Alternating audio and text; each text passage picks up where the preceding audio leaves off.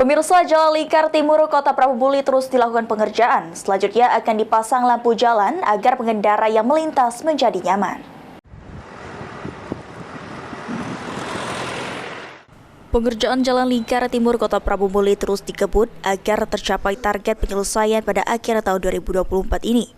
Dan alat pekerja pun ditambah menjadi 2 kali lipat agar pengerjaan lebih cepat selesai.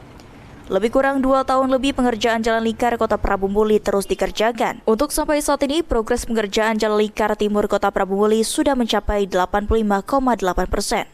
Selain terus melakukan pengerjaan jalan, median untuk pemasangan lampu jalan pun sudah disiapkan dan akan dipasang lampu jalan nantinya. Nanti ada lampu kayak di belakangnya kan sudah dibikin median tuh di setiap 45 meter itu dibikin cowakan itu pasang lampu. Mana masang lampunya itu kalau sudah kita dapat banyak titik lampu baru kita pasang, itu ngerjainnya belakangan itu. Berapa titik kira-kira, Bang? Saya lupa berapa titiknya. Setiap 45 meter? 45 ya, sekitar 40 meter kecuali yang bukan kayak ini. Jauh. Terus simpang tuh berapa titik nanti selain waktu saya lupa.